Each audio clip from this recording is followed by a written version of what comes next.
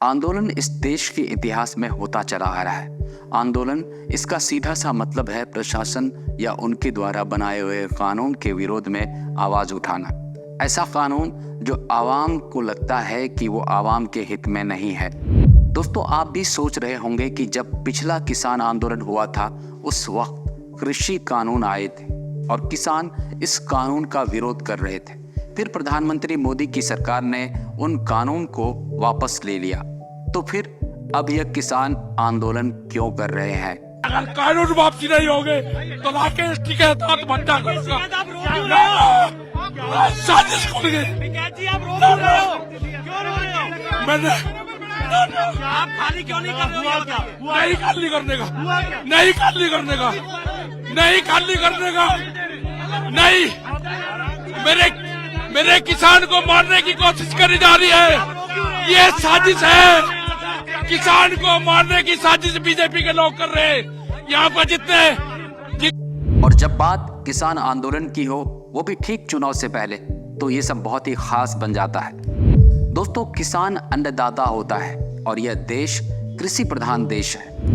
दोस्तों, भारत एक कृषि प्रधान देश होने के साथ साथ इस समय एक प्रदर्शन प्रधान देश भी बन चुका है और दिल्ली दुनिया में विरोध प्रदर्शन की सबसे बड़ी राजधानी बन गई है, जहां प्रतिदिन औसतन 23 विरोध प्रदर्शन होते हैं। जी हां, आपने बिल्कुल सही सुना, यहां प्रतिदिन 23 विरोध प्रदर्शन होते हैं। दोस्तों, वर्ष 2023 में यानी पिछले साल दिल्ली में 2041 धरने हुए, 1627 विरोध प्रदर्शन हुए, 929 जुलूस निकाले गए, 172 रैलियां हुई। दोस्तों, सच्चाई है कि आप दिल्ली के लोगों के बारे में सोचिए। दिल्ली के लोगों ने वायु प्रदूषण के साथ साथ विरोध प्रदर्शनों की वजह से होने वाली समस्या के साथ भी अब एडजस्ट करना सीख लिया है और इतने सहनशील लोग आपको पूरी दुनिया में शायद नहीं मिलेंगे जितने सहनशील लोग आपको दिल्ली में मिलेंगे, क्योंकि दिल्ली में हर दिन कोई ना कोई विरोध प्रदर्शन या कोई ना कोई आंदोलन या कोई ना कोई धरना चलता ही रहता है।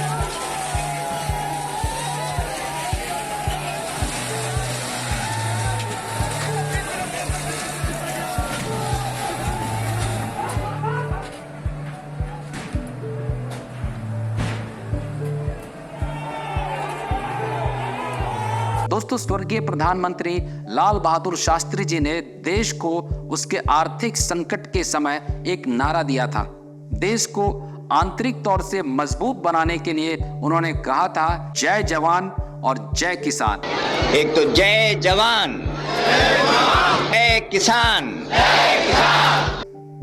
नमस्कार दोस्तों, आप देख रहे हैं reality revealed with Ranjit. Mahabharat के युद्ध के दौरान कुरुक्षेत्र के मैदान में अपने ही रिश्तेदारों के सामने खड़े हुए अर्जुन के सामने जो धर्म संकट खड़ा हुआ था, कुछ ऐसा ही हाल इन दिनों दिल्ली के बॉर्डर पर डटे हुए किसानों और जवानों के बीच होने वाला है।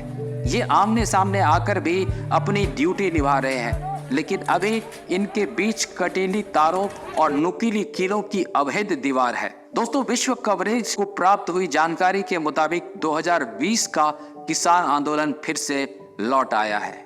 इस बार पिछली मांग को पूरा करने और कुछ नई मांगों के साथ। दोस्तों, आइए इस वीडियो के माध्यम से जानने की कोशिश करते हैं कि किसान प्रदर्शन क्यों कर रहे हैं, आखिर क्या है इनकी प्रमुख मांगे।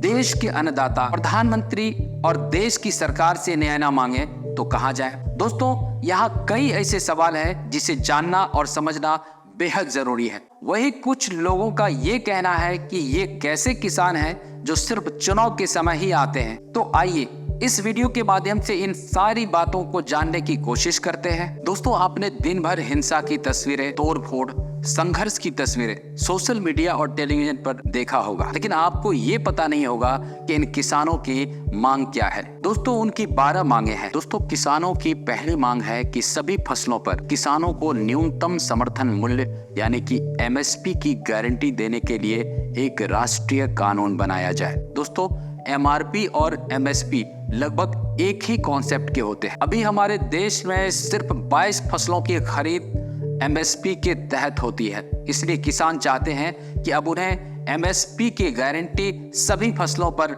मिलनी चाहिए।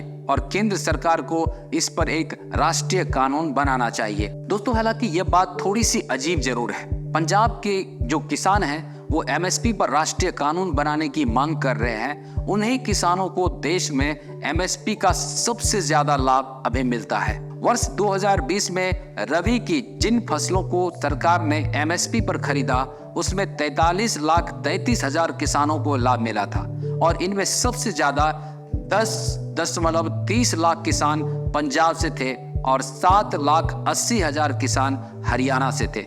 यानी देश में एमएसपी का लाभ जिन किसानों को मिला है उनमें से 42% के साथ अकेले पंजाब और हरियाणा से थे। लेकिन आज पंजाब के एक किसान एमएसपी को लेकर यह आंदोलन भी कर रहे हैं। हालांकि बहुत सारे एक्सपर्ट्स मानते हैं कि सभी फसलों का न्यूनतम समर्थन मूल्य तय करना व्यवहारिक रूप से संभव नहीं है। जो बड़े बड़े अर्थशास्त्री हैं उनका यह कहना है कि अगर किसी फसल की गुणवत्ता यानी क्वालिटी अच्छी नहीं है लेकिन सरकार ने उसका एमएसपी तय कर दिया है तो उसे खराब क्वालिटी की फसल को भी एमएसपी के तहत खरीदने के लिए सरकार को बाध्य होना पड़ेगा।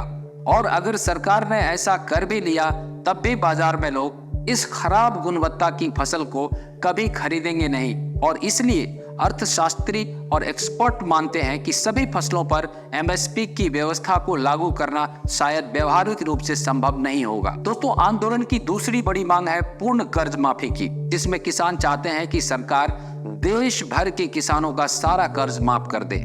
नेशनल सैंपल सर्वे के मुताबिक वर्ष 2019 की एक रिपोर्ट में प्रत्येक किसान पर औसतन 74,100 रुपए का कर्ज है। लेकिन बड़ी बात है कि जिस राज्य में किसानों पर सबसे कम कर्ज है उसमें पंजाब और हरियाणा दोनों आते हैं। लेकिन इसके बावजूद पूर्ण कर्ज माफी की मांग अभी पंजाब के किसान ही कर रहे हैं। दोस्तों, किसानों की तीसरी मांगे हैं भूमि अधिग्रहण कानून 2013 को फिर से लागू किया जाए। वह चाहते हैं कि देश में बिना उसकी लिखित सहमति के उनके जमीनों का अधिग्रहण गैर कानूनी माना जाए और अगर उनकी जमीन का अधिग्रहण होता है तो फिर उन्हें सरकारी दर से 4 गुना ज्यादा मुआवजा मिले। चौथी मांग है कि अक्टूबर 2021 में उत्तर प्रदेश के लखीमपुर खीरी में किसानों की हत्या करने वाले अपराधियों को कठोर से कठोर सजा दी जाए। दोस्तों, पांचवी मांग है कि भारत वर्ल्ड ट्रेड ऑर्गेनाइजेशन यानी कि WTO से अलग हो जाए और WTO के साथ होने वाले सभी फ्री ट्रेड एग्रीमेंट को रद्द कर दिया जाए।